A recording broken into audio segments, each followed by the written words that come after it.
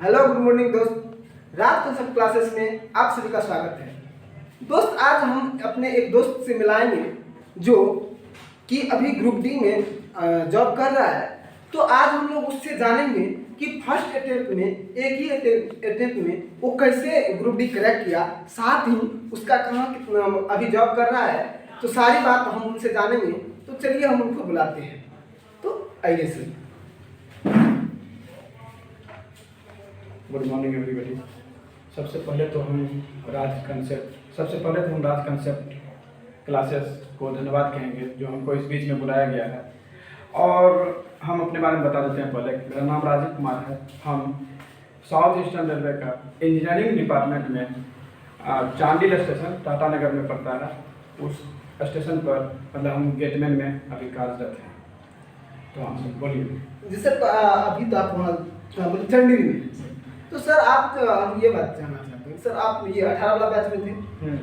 आपके बारे में सुने कि आप फर्स्ट अटेम्प्ट में निकाले, साथ में ये बात भी सुने कि आपका नॉर्मलाइजेशन अच्छा हुआ। तो हम मेरे दोस्त को ये बात आप थोड़ा बताइएगा कि मतलब एक ही अटेम्प्ट में आपका नॉर्मलाइजेशन कैसे हुआ, साथ में आपका रॉ मार्क क्या था और किस तरह से क्वेश्चन बनाए थे, उसके बाद इस सब के बारे में थोड़ा बता दीजिए। देखिए एक्चुअली है क्या कि क्वेश्चन तो सबका एग्जाम लगभग 2-3 महीना चला। 2-3 महीना चला तो अब उसमें टफ भी हो सकता है और शिफ्ट पे डिपेंड करता है। हाँ, शिफ्ट पर भी डिपेंड करता है। नॉर्मलाइजेशन खास करके डिपेंड किया है शिफ्ट पर कि शिफ्ट हार्ड है कि आसान है कि कठिन है, जो भी हो, ठीक ना। तो आपका रॉ मार्क कितना था सर? रॉ मार्क मेरा हो गया लगभग 62 के आसपास था। 62 जी। उसके बाद नॉर्मलाइजेशन होकर कितना हुआ? नॉर्मलाइजेशन होकर मेरा हुआ 80 मतलब 80। हाँ 80 मतलब कि 18 मार्क लगभग मतलब मेरा नॉर्मलाइजेशन में बढ़ा। 18 मार्क बढ़ा। हाँ। तो सर आपका बोर्ड का मतलब कट ऑफ कितना था? कट ऑफ हम लोग का बोर्ड का जो गया था वो गया था 72, ठीक ना। लेकिन लास्टली सिलेक्शन जो है ना 73.5 तक का वो ले लिया, मतलब उसको ड्यूटी ज्वाइन करवा लिया। वही कारण से सुने थे फर्स्ट बार में कुछ से ज्यादा आ गया था, कुछ लड़का का वेटिंग लिस्ट में गिरा था आपके। हाँ वेटिंग लिस्ट में भी उतना ही लड़का का लिया जितना लड़का का सिलेक्शन हो गया, और जिसका नहीं हुआ मतलब वेटिंग लिस्ट में भी तो वो अनक्वालिफाइड, मतलब जो वेटिंग लिस्ट में आया उसका मतलब क्वालिफिकेशन मतलब क्वालिफाइड हो गया उसका। तो सर आपका जिस टाइम में आपका रॉ मार्क आया था तो फिजिकल का तैयारी सर आप उसी टाइम में कर दिए थे कि पहले रिजल्ट क्लियर हुआ उसके बाद किए थे? नहीं देखिए एक्चुअली है क्या ना कि क्या है कि आपका शरीर भी थोड़ा हेल्दी लगता है और आदमी का था कि मतलब थोड़ा, हालांकि ग्रुप डी का फिजिकल उतना टफ नहीं है जी, फिर भी आदमी को कुछ लड़का ऐसा भी है कि फिजिकल में भी छटता है। तो आप कैसे किए थे? रॉ मार्क आने के बाद दौड़ शुरू किए थे या उसके मतलब पूरा क्लियर आपको पता चला कि नहीं मेरा कट ऑफ में आ रहा है उसके बाद किए थे, नॉर्मलाइजेशन होने के बाद रिजल्ट आने के बाद? नहीं देखिए एक्चुअली एग्जाम दे के आया तो एक्चुअली ग्रुप डी का जो पिछले टाइम में रिजल्ट आता था तो वो मतलब विश्वास योग्य रिजल्ट नहीं था। मतलब कि किसी का भी रिजल्ट हो सकता था, किसी का रिजल्ट नहीं भी हो सकता था। हम लोग एग्जाम देके जो आए हम लोग निश्चिंत हो गए कि रिजल्ट होगा कि नहीं होगा कहना मुश्किल है। जब हम लोग का रॉ मटेरियल आया, रॉ मार्क आया, तो रॉ मार्क आने के बाद उसके बाद जो है नॉर्मलाइजेशन भी हुआ कुछ दिन के बाद। नॉर्मलाइजेशन होने के बाद जो हम लोग लगा कि नहीं हम लोग पास हो जाएंगे, तब हम उसके बाद फिजिकल शुरू किए थे। लगभग कितना दिन में आप फिजिकल कंप्लीट कर लिए थे? लगा कि नहीं आपको हो जाएगा? लगभग 1.5 महीना। कितना समय मिला था आपको? वही क्या कहते हैं, वही मतलब 1.5 महीना जैसे रिजल्ट आया, मतलब उसके बाद हम 1.5 महीना का टाइम मिला, हम लोग दौड़ लिए उस टाइम। तो चलिए सर एक बात और थोड़ा सा बताइएगा सर कि आप तो तैयारी कर रहे थे तो मतलब किस हिसाब से थी कि 18 मार्क अपना अपने मायने रखता है बढ़ना, कहा कि किसी लड़का का 2 मार्क बढ़ा 3 मार्क बढ़ा, आपका 18 मार्क बढ़ा, तो ये तो कहीं ना कहीं आपके लिए आदमी कहता है कि इसके भाग पे हुआ है। तो इसका भाग भी कुछ इस पर डिपेंड करता है कि आप मतलब कुछ अपने अंदर से कुछ इस तरह से बनाए क्वेश्चन कि आपको ये यहाँ तक पहुँचाया। देखिए सर एक्चुअली आप कहने वाला को तो कुछ भी कर सकता है, वो तो है, लेकिन अब लक लेबर चांस तीनों तो है ही। हाँ वो तो है, ठीक ना। अब जैसे है क्या कि आप लेबर किए, ठीक ना, लक मतलब हो गया कि आपको चांस भी मिला, और है कि चांस भी मिल गया और प्लस है कि लक में काम किया, जब नॉर्मलाइजेशन में 18 मार्क बना। लेकिन हमको भाग पर कोई नहीं कह रहा था कि आपका शिफ्ट ही हार्ड है। लेकिन हमको जहाँ तक लगा जो क्वेश्चन मेरा बना तो हमको तो आसान ही लगा, जो क्वेश्चन नहीं बना तो मतलब वो हार्ड ही लगा, ठीक है। और जो क्वेश्चन नहीं बना तो वो तो टफ ही है। तो इसीलिए तो सर आप कौन पोर्शन को थोड़ा ज्यादा किए पहले और किस हिसाब से किए आप कि आपका इस तरह से इतना नॉर्मलाइजेशन हुआ? तो देखिए साइंस का एक्चुअली है कि न्यूमेरिकल पार्ट को बनाने से आपको जो है ना खास करके ज़्यादा नॉर्मलाइजेशन होने का चांस है। और तो मतलब साइंस में देखिए, साइंस सुन रहे हैं आप लोग कि क्या बोले विराज जी, मतलब साइंस का पार्ट में खास करके नॉर्मरिकल को अगर आप बनाते हैं तो सुन रहे हैं कि 2 से 4 मार्क तक आपका नॉर्मलाइजेशन में बढ़ सकता है। साथ में सर मैथ में भी कुछ कहता है कि एडवांस मैथ का थोड़ा ज्यादा ही होता है, तो सर इस पे आप क्या बोलेंगे? हाँ, मैथ में जैसे टफ क्वेश्चन अगर आएगा तो आपका नॉर्मलाइजेशन उस ढंग से होगा, इसमें नहीं आएगी। अगर क्वेश्चन टफ आया, जैसे एडवांस मैथमेटिक्स का क्वेश्चन थोड़ा रहता है, पेचीदा क्वेश्चन रहता है, उस क्वेश्चन को अगर आप बनाते हैं तो अगर कोई नहीं बना रहा है तो उस कारण से नॉर्मलाइजेशन होता है। अच्छा सर, साइंस के बारे में हो गया, उसमें कुछ स्टैटिक भी रहता है, कुछ करंट अफेयर्स भी रहता है, तो सर आप करंट अफेयर्स कैसे बनाए थे, साथ में स्टैटिक भी कैसे बनाए थे सर, उसके बारे में? तो देखिए एक्चुअली तैयारी जो चल रहा था तो उसमें अब 100% तो तैयारी किसी का नहीं हो पाएगा जी, वो तो जितना हो पाया उतना किए हम लोग करंट अफेयर्स को भी, और जितना हो पाया वो क्या कहते हैं स्टैटिक्स को भी किए हैं। लेकिन मेरा खास करके हम साइंस का स्टूडेंट हैं, इसीलिए कि जो है ना जीके थोड़ा उतना पकड़ हमको नहीं आता है। मतलब पहले आप साइंस मैथ ये दोनों रीजनिंग, हाँ ये तीन चीज को हम पकड़े बढ़िया से। रीजनिंग में एक पार्ट होता है सर, तो सैलोनिज्म में आता है, उधर से कथन कारण निष्कर्ष वाला और पूर्ण अवधारणा सब होता है सर, तो उसको विद्यार्थी सबको लगता है कि उस पार्ट का ये थोड़ा टफ है, तो सर उस टाइप क्वेश्चन को कैसे करना चाहिए उसके बारे में?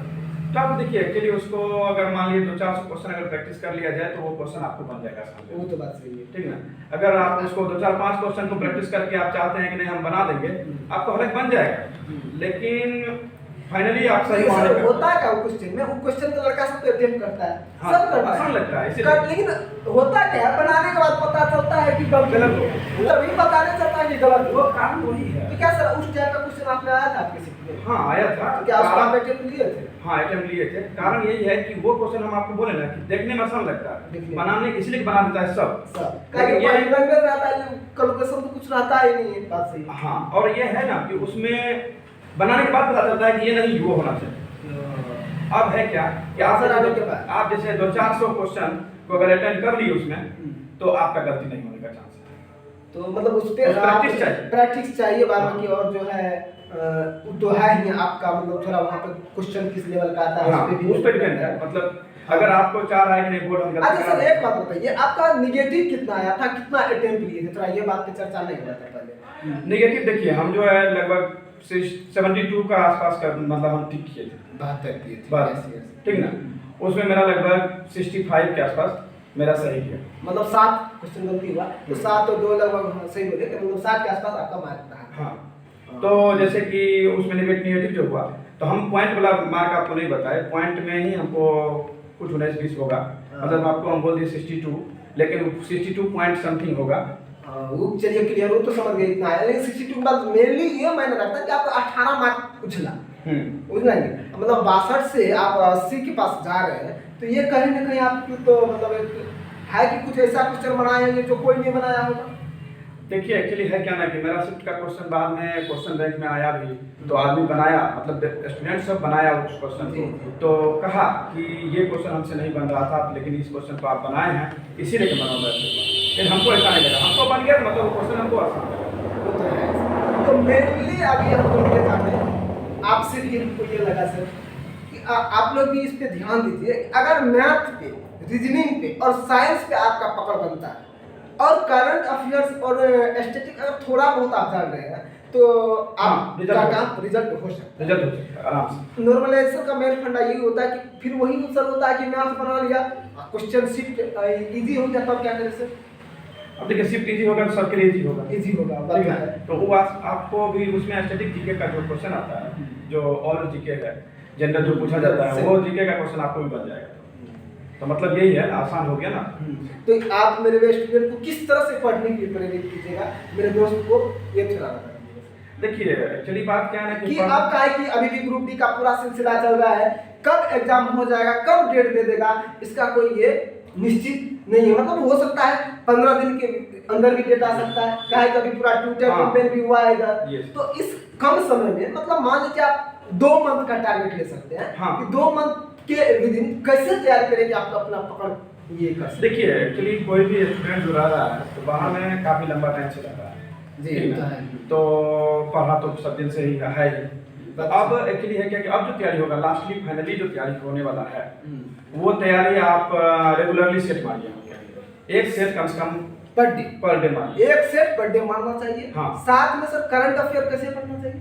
करंट अफेयर देखिए यूट्यूब पे तो बहुत सारे क्लास मतलब किसी का एक को अप्लाई कर देना चाहिए, हाँ, उसका उसको पढ़ पढ़ लेना। कोई दिक्कत नहीं है। उसके बाद मैथ रीजनिंग तो वहां से आ रहा है, कुछ साइंस का रिवाइज करना चाहिए। तो साइंस रिवाइज तो आप जैसे सेट मार रहे हैं तो आपका हर एक पार्ट रिवाइज हो रहा है, ठीक ना? और उस सेट मारने का मतलब ये नहीं है कि आप सेट मार दिए तो हो गया।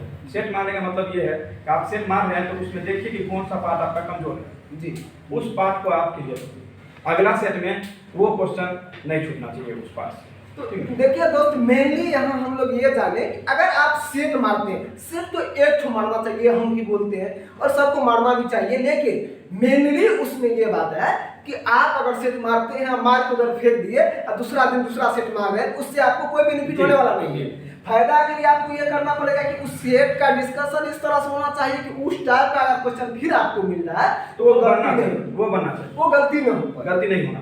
जैसे मतलब हो गया कि सेट जैसे हम सेट नंबर 1 मारे, उसमें मान लिया अगर हम एक एग्जांपल लेते हैं कि ट्रिगो से क्वेश्चन छूट गया आपका। ट्रिगो से क्वेश्चन जब छूट गया आपका तो मतलब है कि आप ट्रिगो चैप्टर को क्लियर कीजिए, ठीक है? अगला सेट में आपका ट्रिगो से क्वेश्चन नहीं छूटना चाहिए।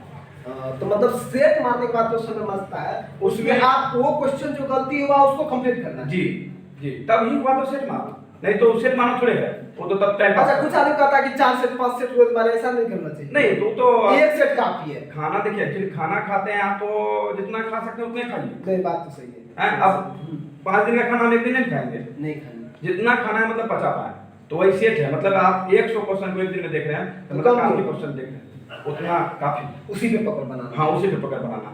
मतलब 100 क्वेश्चन नहीं है वो, 100 से 200 क्वेश्चन हो जाएगा अगर आप बढ़िया से ढंग से देखते हैं तो। चलिए दोस्त, आज अभी राजीव जी बहुत सारा बात हम लोग को बताए। ये मेरा परम मित्र है, बहुत दिन से हम लोग लगभग 6 साल से साथ रह रहे थे और एक साथ में हम लोग देखे, अभी आप लोग को बात कराए और हम लोग भी बात किए, इससे जाने सारा बात। तो कैसा लगा ये वीडियो और आपको इससे क्या फायदा बेनिफिट हो रहा है, ये बात तो आप कमेंट बॉक्स में जरूर बताइएगा। साथ ही ये बात, एक बात और हम बोल देते हैं कि थोड़ा चैनल को अगर अच्छा लगा होगा वीडियो तो सब्सक्राइब, शेयर और लाइक जरूर कीजिएगा। कमेंट बॉक्स में तो ये बात जरूर बताइएगा कि ये वीडियो कैसा लगा, काहे कि ये भी मेरा दोस्त है और आप लोग भी, अभी हम सब दोस्त मिलकर के तैयारी कर रहे हैं। तो हम सोचे काहे न, जब ये आया हुआ, अभी छुट्टी में आया हुआ, अभी आप लोग को पता है कलेक्शन का टाइम चल रहा है, उसी में आया हुआ था ये, तो सोचे कि थोड़ा इससे जान लेते हैं और आप लोग भी जान जाएंगे कि कैसे किए गए। मान लीजिए 18 मार्क बढ़ाना एक महीने वाला बात है क्या सर? जी, काहे कि वो 18 मार्क आप आदमी पे डिपेंड नहीं है कि कैसे वो तो सेट पे डिपेंड है, वो सेट पे लेकिन डिपेंड ये आगे कुछ क्वेश्चन टफ बनाए हुए हैं, ये सब कुछ आप लोग भी ध्यान रखिएगा कि किस तरह से बढ़े। तो इसी के साथ अब ये वीडियो को मैं समाप्त करता हूँ। थैंक यू दोस्त, बाय, धन्यवाद।